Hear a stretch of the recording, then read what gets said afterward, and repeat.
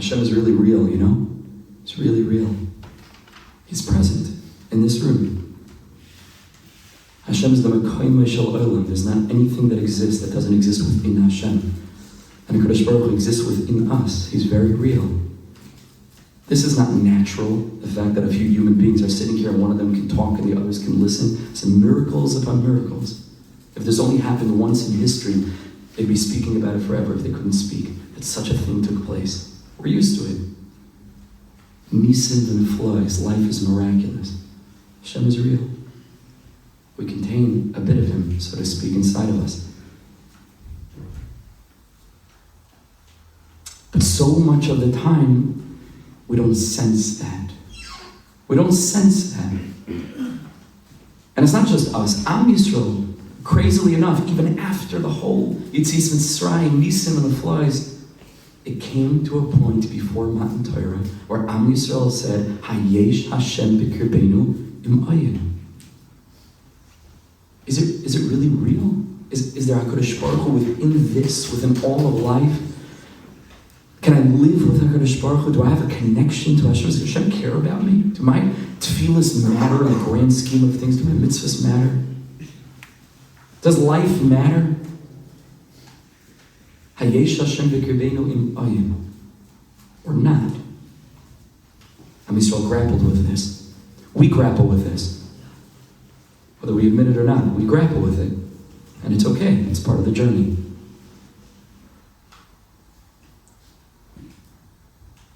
But the tzaddikim say that experience of this suffix, we weren't quite sure, didn't feel connected, we lost touch, was a direct result of the attack of Amalek. A little bit less reverb still, just for speaking.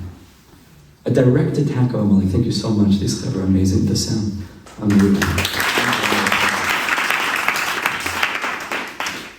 Amalek is gematria suffix, right? Amalek. And Amalek comes and attacks, and right after, or right before Am Yisrael are grappling with this, and the next pasuk says Vayaveh Amalek, right? Because this experience of suffix is Amalek. Amalek comes and shekarcha b'derech. What does it mean? Shekarcha b'derech, say Chazal. Shekarcha. What does it mean? Pshat. They happened upon you along the way. What does Rashi say? Karcha doesn't just mean mikra. They happened upon you. What does kar mean in Hebrew? Kar. Cold. Asher karcha b'derech. Amalek cools you off. There was once upon a time we were excited about tefillin. Man, you remember that day? Some of you, it's not so long ago. Halavai was still excited about tefillin. The day of the bar mitzvah, we couldn't wait. We snuck it, beforehand. Because take it into your room and put it on, It's so exciting.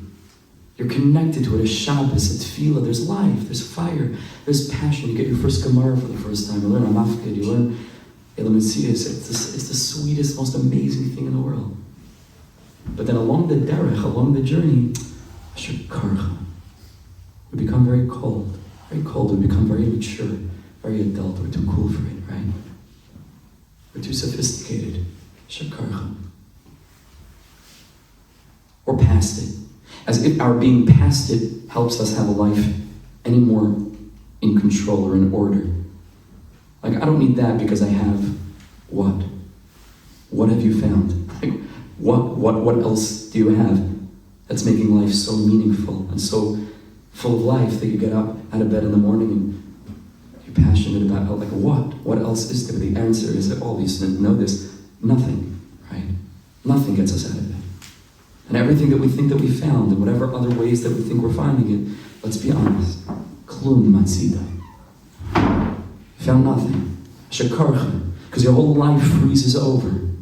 Because the child is gone. Now, what I'm describing is not nabuch, like what a b'diavad, What I'm describing is just the mitzias. It's the way Hashem created the world. It's not a malfunction. It's a feature. This is the way Hashem made it. Hashem made that children should be full of wonder and awe and excited about everything, the smallest thing. We have Friday night Suda, Shabbos Day, there's a little 3-year-old girl, and she couldn't believe she got a knife. She was so excited. So, wow, I have a knife. She was so excited about that. I had a knife too, right? I wasn't so excited about it. I was excited about what I was going to use to cut the knife, right? Or what I was going to use the knife for to cut, but I wasn't excited so much about the knife. Kids are excited about things. Hashem made it this way, and then you lose it for the purpose of having to work to get it back. For the purpose of consciously trying to work up an excitement, a yearning, a passion, to do it consciously. This is part of the process. It's got to happen. All of us have to have sveikus and emunah. It has to happen. It's okay. It's normal. It's part of the game. Kadosh Baruch Hu made the world with bechira. None of the proofs of Judaism are strong enough yet that the whole world is believing in one God. Kadosh Baruch Hu made the world with bechira. It's normal to have a challenge. It's normal. It's Hashem wants it. It takes work. It takes work. Gotta hold on. The tzaddikim said that at the end of time, which is our generation, a simple yid with emunah pshuta, he says, will be a chiddush like Baal Shem Tov. Will be like as much of a novel tzaddik, like unbelievable, like the Baal Shem Tov, another tzaddik said, to hold on to faith at the end of time will be like climbing a wall of ice. Not just climbing any wall, climbing a wall of ice. It's hard. It's kasher. It's difficult. And if any of you are experiencing that and you feel like you're like out of the pale and everybody else is just chugging along, it's a dimyon on both ends. Nobody else is just chugging along. Everybody's struggling, and you're okay. You're fine. It's part of life. It's called being an adolescent. It's called like being a teenager. It's not easy. It's just not easy. Asher karcha b'derech. Hayesh Hashem b'kibeinu ha'ayin. Is Kadosh Baruch Hu with us, or is He not with us? This is Amalek.